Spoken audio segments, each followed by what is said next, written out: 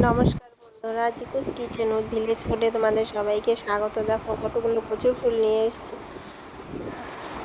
এখন কচুর ফুলগুলো আজকে রান্না করব ভাবছি। প্রথমে কচুর ফুলগুলোকে বেছে নিব। এই যে কচুর ফুল এই অংশগুলো ফেলে দিতে হয় আর এই অংশগুলোকে রেখে দিতে হয়। এগুলোকে এখন কুচি কুচি করে কেটে নিয়ে নিলাম। এখন এগুলোকে পরিষ্কার জলে ভালো করে ধুয়ে নেব। ধুয়ে নেওয়া হয়ে গেছে।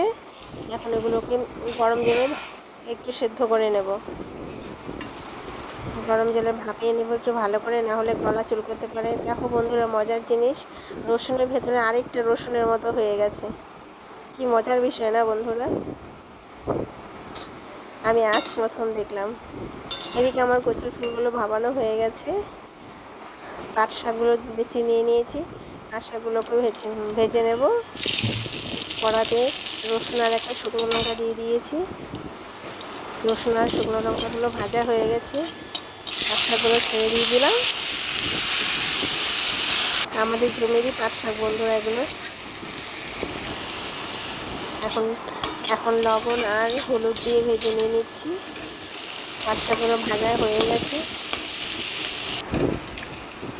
এদিকে কচুর ফুলগুলো ভাপানো হয়ে গেছে, নামিয়ে নিয়ে নিয়েছি। কড়াতে তেল দিয়ে দিলাম।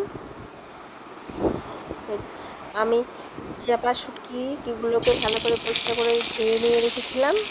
এখন কড়াতে তেল দিয়ে তেলে চাপা শুটকি দিয়ে রসুন আর পেঁয়াজ কুচি দিয়ে দিয়েছি।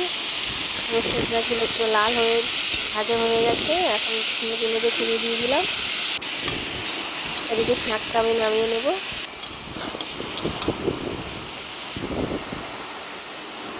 শাকটা নামানো হয়ে গেছে, ছোটো বাটিতে নামিয়ে নিয়ে নিয়েছি।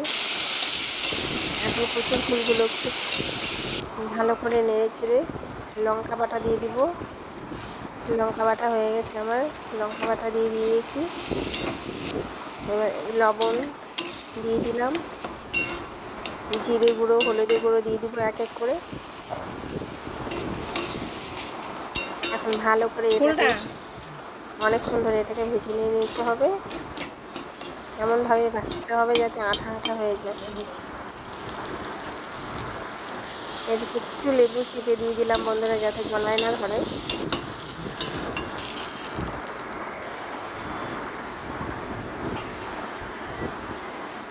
কচুর ফুলটা নামিয়ে দিয়ে ভাত দিয়ে দিলাম। এদিকে আমি মাছগুলো বেছে নেব। এগুলো কাতল মাছের পিস। কাতল মাছ দিয়ে ডাঁটা আর আলু দিয়ে রান্না করবো ভাবছি।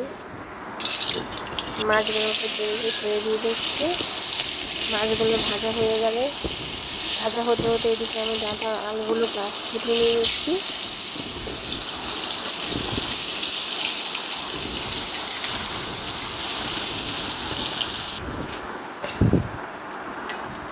ডাঁটা কাটা হয়ে গেছে, এখন আলুটা কেটে নিয়ে নেব।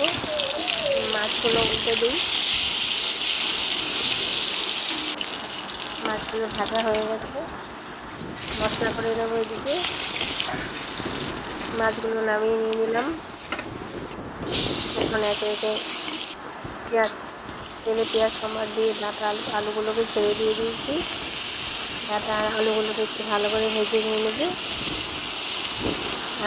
নুন দিয়ে দিলাম, জিরা গুঁড়ো, হলুদ গুঁড়ো দিয়ে দিয়েছি। এখন বাটা মশলাটা দিয়ে দিচ্ছি। এখন একটু ভালো করে কষিয়ে নেব। কষানো হয়ে গেছে, জল দিয়ে দিলাম। এখন ফুটে আসলে মাছগুলো ছেড়ে দেবো এক এক করে। ভালো করে মাছগুলো ফুটে গেছে বন্ধুরা। এখন আমি ডাঁটা ও আলু তরকারি হয়ে গেছে। এভাবে ডাঁটা আলু দিয়ে কাতল মাছের ঝোল গরমের জন্য খুবই উপকারী।